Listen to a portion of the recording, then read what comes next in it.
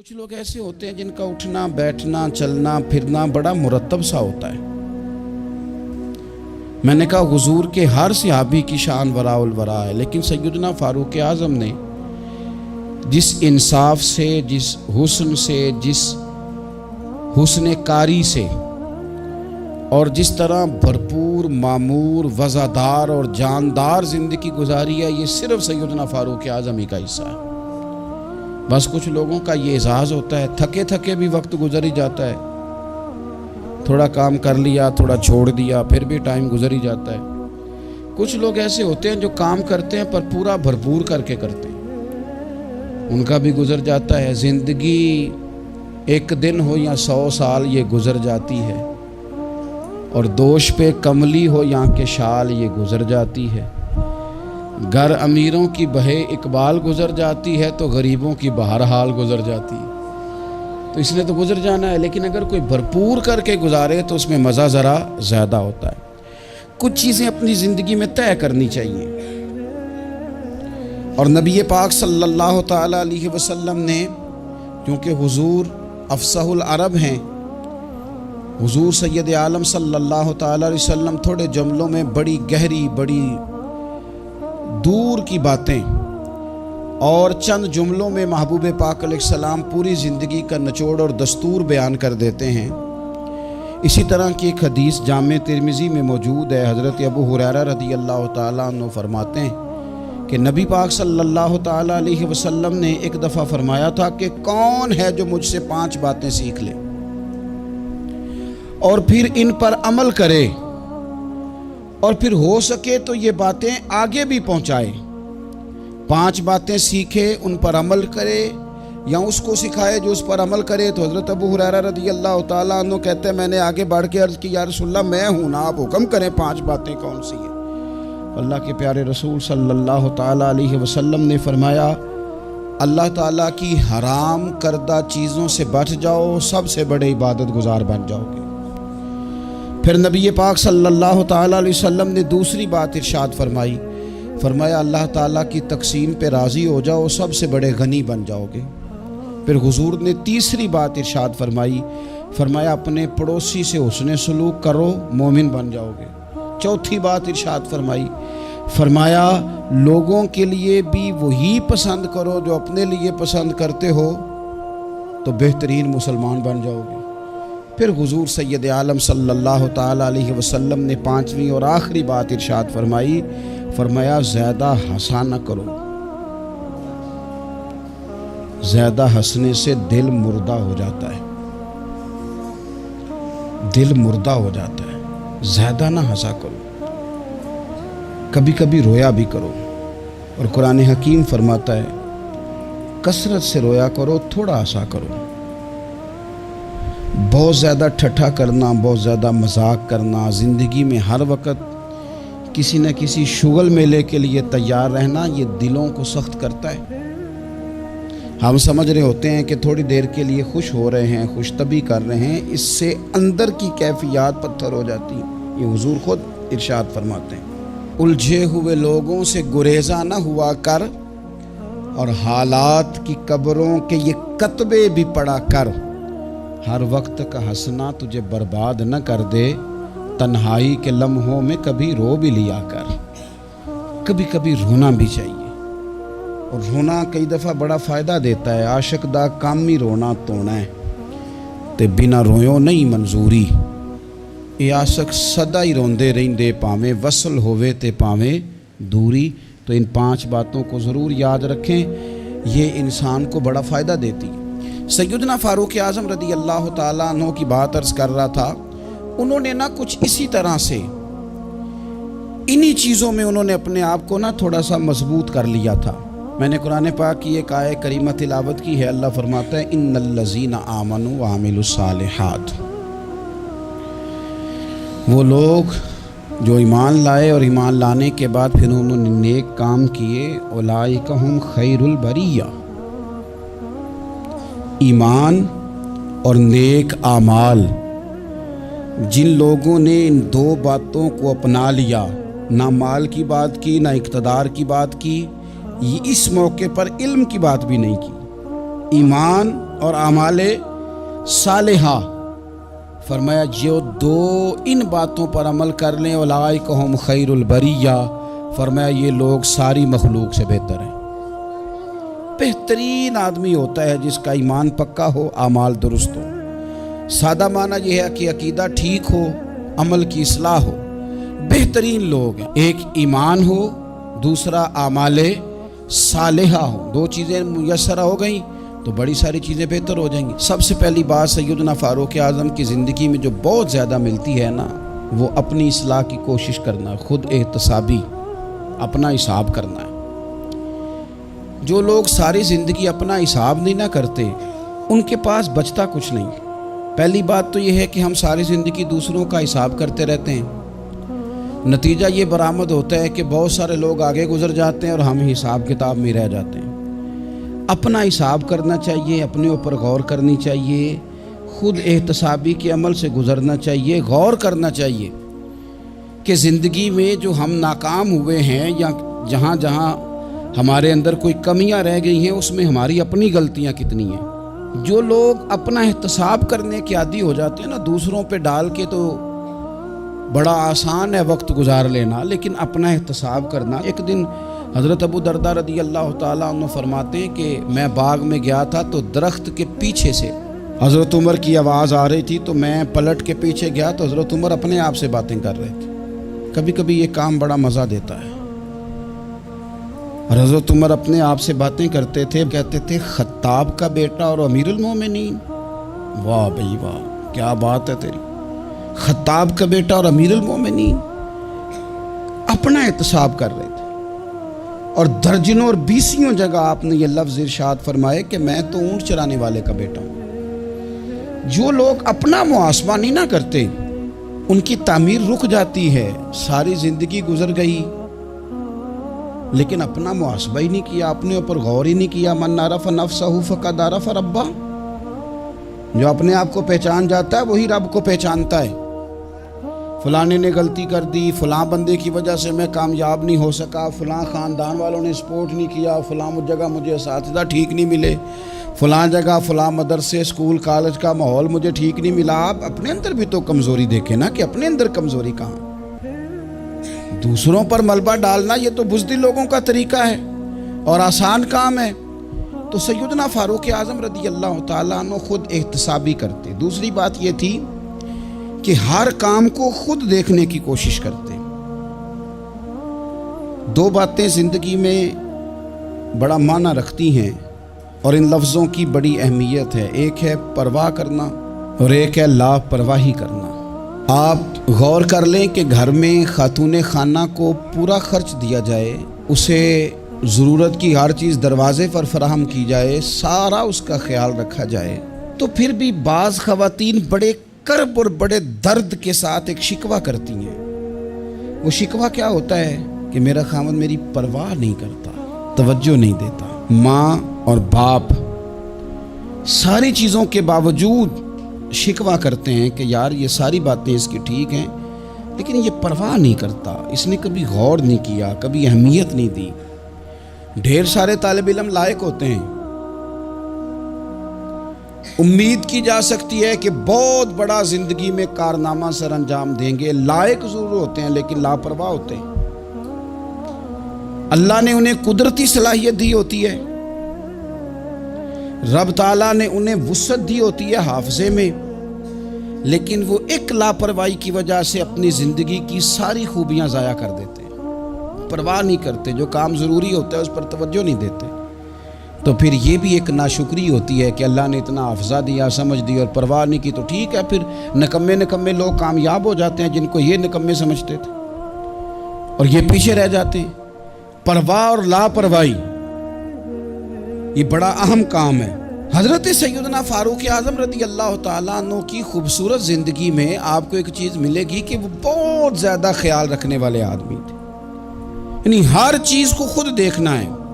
Governor مقرر کر دیا تو اب گورنر مقرر کر کے وہ بالکل خود لا تعلق نہیں ہو جاتے تھے صوبے سے۔ گورنر مقرر کیا ہے، اب گورنر کی نگرانی کرنی ہے کہ وہ کام ٹھیک کر رہا ہے کہ نہیں کر رہا۔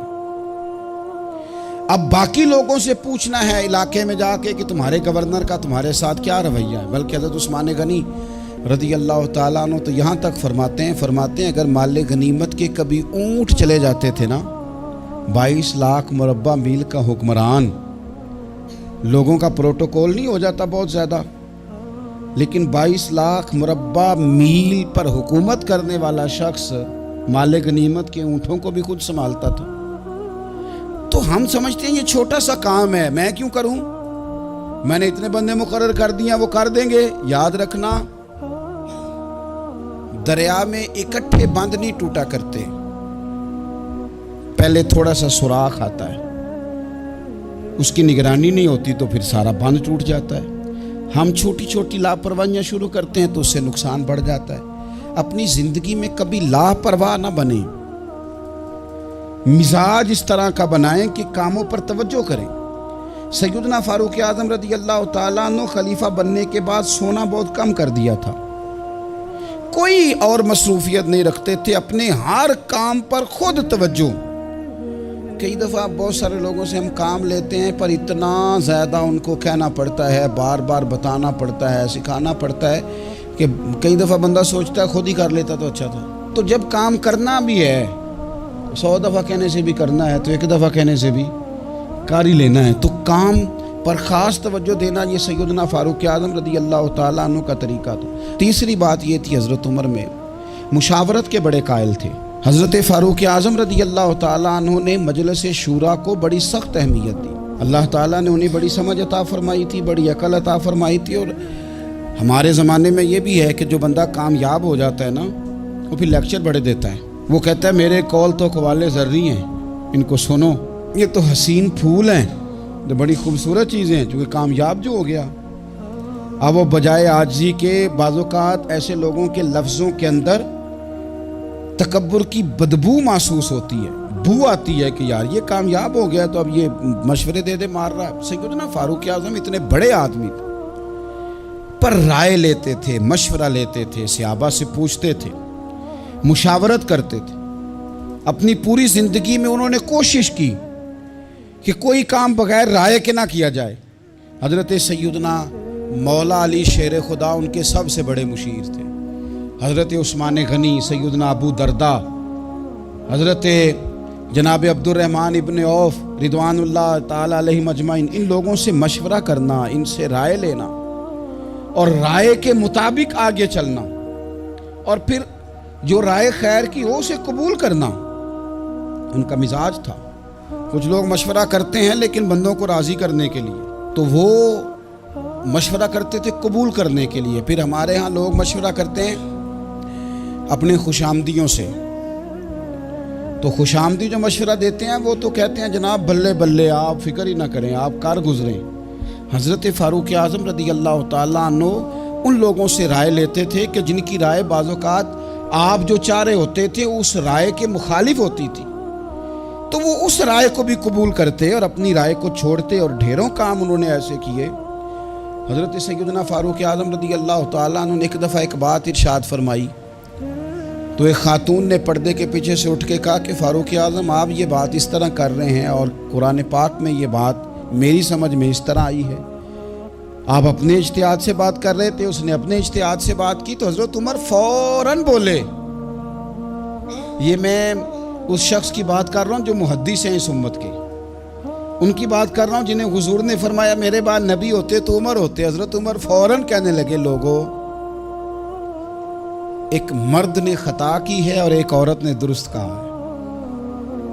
لیکن آپ دیکھ لیں بڑے سارے لوگ ہیں جو رائے تو لیتے ہیں پر مشورہ کرنے کو تیار نہیں ہوتے. چوتھی بات سیدنا فاروق اعظم کی مقدس زندگی میں جو ہمیں بہت زیادہ ملتی ہے وہ یہ ہے کہ مزاج میں عدل و انصاف بہت زیادہ تھا، اور گھر کے اندر سے لے کر عدالت کے ایوانوں تک مزاج عدل والا، طبیعت عدل والی. یاد رکھ لیں کہ جہاں انصاف نہیں نہ ہوتا وہاں کوئی چیز قائم نہیں رہتی. معاشرے ہمیشہ عدل و انصاف سے چلتے ہیں. حضرت عمر فاروق رضی اللہ تعالیٰ عنہ پر بذات خود مقدمہ ہو گیا تو آپ قاضی کی عدالت میں پیش ہوئے، لیکن جب آپ گئے تو قاضی صاحب اٹھ کے کھڑے ہو گئے. پھر انہوں نے بڑے احترام کے ساتھ آپ کا نام لیا تو حضرت فاروق اعظم رضی اللہ تعالیٰ عنہ فرمانے لگے آپ اس مقدمے کا فیصلہ کر لیں، اس کے بعد میں آپ کو معزول کر دوں گا، اس لیے کہ یہاں تو آپ وہی احترام اس شخص کو بھی دیتے جس نے میرے اوپر مقدمہ کیا ہے، اور یہاں مجھے بھی نہ دیتے، چونکہ آپ نے میرا اعزاز کیا ہے حالانکہ میرے اوپر مقدمہ ہے، تو لہٰذا آپ دو لوگوں میں انصاف نہیں کر سکے، یہ فیصلہ آپ کر لیں، اس کے بعد آپ کو فارغ کر دیا جائے۔ جب آپ خود کو قانون کے حوالے نہیں کرتے تو پھر آپ کیسے توقع کرتے ہیں کہ دنیا میں انصاف قائم ہوگا؟ تو یہ مزاج تھا۔ پانچویں بات یہ تھی کہ حضرت فاروق اعظم جان، مال اور املاک کے تحفظ کے بڑے قائل تھے۔ وہ کہتے تھے کہ مسلمانوں کی جان، مال، گھر یہ قیمتی اثاثے ہیں۔ ہمارے ہاں غریب آدمی تھانے میں پرچہ کٹوانے نہیں جاتا، وہ کہتا ہے جتنے سوالوں کا مجھے جواب دینا پڑے گا نا، چور کو اتنے سوالوں کا جواب ہی نہیں دینا پڑتا، وہ جاتا ہی نہیں۔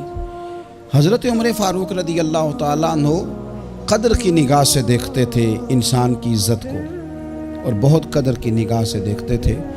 جب ایک گورنر صاحب کے بیٹے نے کسی عام مسلمان کو کوڑا مار دیا یا کوڑے مار دیے تو حضرت عمر فاروق نے گورنر کو بلا کے جو لفظ کہے تھے وہ تاریخ کا حصہ ہے۔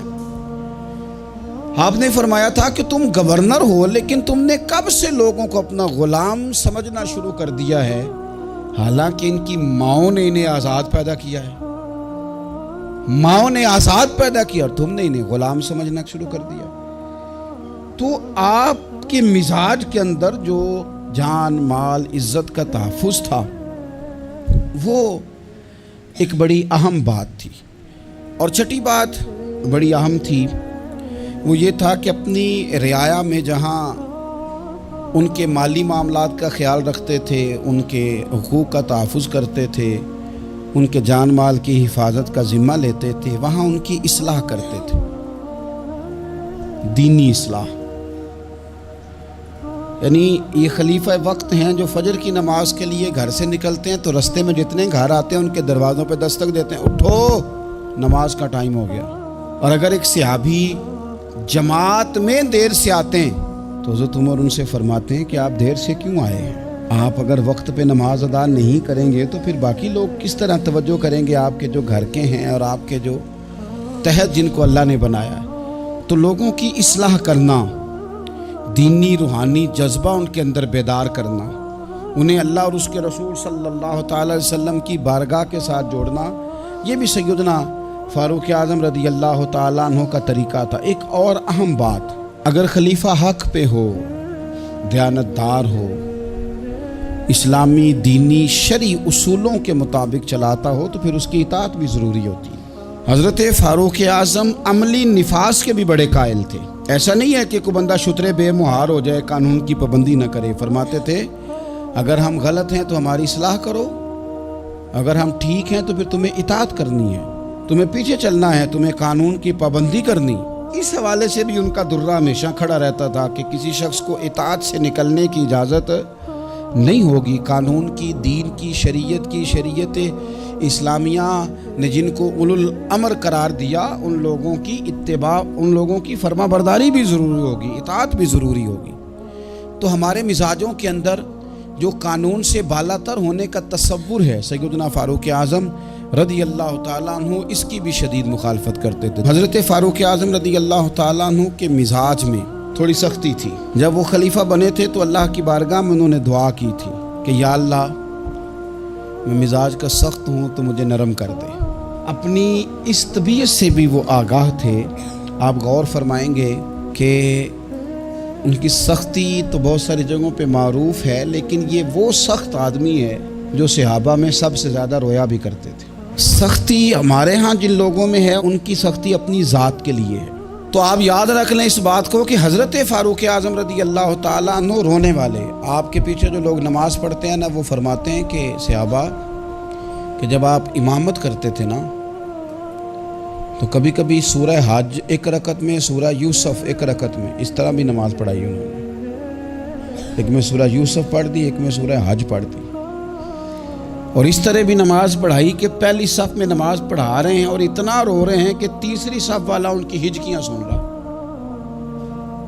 میں نے کہا نا، بڑے عرصے کے بعد یہ شعر مجھے یاد آیا کہ الجھے ہوئے لوگوں سے گریزاں نہ ہوا کر، حالات کی قبروں کے یہ کتبے بھی پڑھا کر، اور ہر وقت کا ہنسنا تجھے برباد نہ کر دے، تنہائی کے لمحوں میں کبھی رو بھی لیا کر۔ تو حضرت فاروق اعظم ڈھیر سارا رونے والے۔ آخری بات اور بڑی ذمہ داری والی بات جو آپ کی خدمت میں عرض کرنی ہے وہ یہ ہے کہ حضرت فاروق اعظم سیدنا عمر رضی اللہ تعالیٰ عنہ مزاج کے لحاظ سے فقیر تھے، درویش تھے۔ سارا دن بن سنورنے کے چکر میں پڑے رہنا، بہتر سے بہتر پہننا، بہتر سے بہتر اوڑھنا، ایک وقت ہوتا ہے جب کبھی یہ چیزیں اچھی لگتی ہیں، لیکن جب بندہ ذمہ داریوں والا ہو جاتا ہے نا پھر وہ اچھا نہیں لگتا یہ کام کرتا۔ پھر سادگی اور ذمہ داری یہی اس بندے کی ڈیوٹی محسوس ہو تو اچھا لگتا ہے۔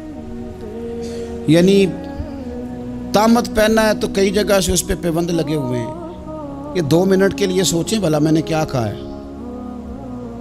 یعنی ایک بندہ 22 لاکھ اور درجنوں صوبے ہیں اس ملک کے جس کے وہ گورنر ہیں۔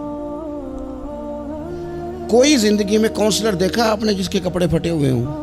14ویں 15ویں گریڈ کا بندہ ملازم ہو، کپڑے پھٹے ہو ہی نہیں سکتا۔ لیکن پھٹے کپڑے، او دوستو کہانی نہیں سنا رہا، پھٹے کپڑے، پھٹا کرتا، قحط پڑ گیا تو گھر کے اندر تر کھانا بن گیا گھی والا، تو فرمانے لگے قسم کھا لی اب میں نے جب تک سارے لوگوں کو روٹی نہیں ملتی عمر گھی والا سالن نہیں کھائے گا۔ عرب شریف میں خوشبو بڑی مہنگی، آج بھی مہنگی ہے، تو خوشبو آئی تھی مال غنیمت میں تو وہ بانٹنی تھی، تو آپ نے ایک صحابی کی بیوی کی ڈیوٹی لگانی چاہی تو گھر سے وہ خوشبو منگائی۔ تو بیویاں ہوتی ہیں نا وہ بات کر دیتی ہیں، تو آپ کی اہلیہ کہنے لگی عمر میں نے کوئی مطلب میرے اوپر یقین نہیں، میں ایماندار نہیں۔ تو حضرت عمر فرمانے لگے نہیں مسئلہ یہ نہیں ہے، مسئلہ یہ ہے کہ میں چاہتا ہوں کہ وہی بانٹ دے، یہ ہمارے لیے بہتر ہے۔ تو انہوں نے کہا جی وجہ کیا ہے، میں کیوں نہیں بانٹ سکتی؟ تو آپ فرمانے لگے تو کہیں لے نہیں جائے گی، پر بانٹتے بانٹتے جو تیرے ہاتھوں کو لگ جائے گی اس کا حساب عمر کیسے دے گا؟ تھوڑا سا نا مزاج سادہ کر لیں، پہننا اور کھانا اپنا ہمیشہ سادہ رکھیں۔ 2 چیزیں بندے کو مروا دیتی ہیں، ایک زبان کا ذائقہ، ایک دولت کی ہرس۔ اچھے کھانے کے باوجود بھی ہمارے مشائخ کا طریقہ تھا کہ باہر کھانے اچھے کھائے جا رہے ہیں، گھر میں سادہ کھانا۔ جتنا زبان کو ذائقہ لگ جاتا ہے یہ تنگ کرتی ہے، روز نئی سے نئی روٹی مانگتی، اس سے بچ جاؤ۔ سیدنا فاروق اعظم کے مزاج میں سادگی، کھانے پینے کے اور پہننے کے ماحول میں آپ بے تکلف ہو جائیں۔ اس نے بڑے مسائل بنائے ہیں۔ میں نے تھوڑے دن پہلے بھی کہا تھا، پہلے نا ہم لوگ بڑے پریشان رہتے تھے، ہم اس پر تقریریں کرتے تھے کہ کڑی والے جہیز منگتے نے، منڈے والے تے کڑی والے پریشان۔ اب لڑکے والے بڑے نیک ہو گئے، آپ کو پتہ ہے اب جہیز نہیں مانگتے، پرہیزگار ہو گئے۔ انہوں کہتے ہیں جہیز نہیں اساں لینا، 600 بندہ لے آنا ہے، روٹی انہوں چنگی کھوانی جی۔ اب پرہیزگاری آ گئی، وہ 600 بندہ جو آ رہا ہے اس نے کبھی روٹی نہیں کھائی گھر۔ کھانے پینے کا ذائقہ، اور ہمارے ملک میں سب سے اچھا بزنس کون سا ہے آج کل؟ یہ کھانے پینے کی دکان ڈالو، یہ چلتی ہے۔ تو تھوڑا سا اس سے پرہیز کریں۔ اللہ تعالی ہم سب کو سیدنا فاروق اعظم کا فیضان عطا فرمائے۔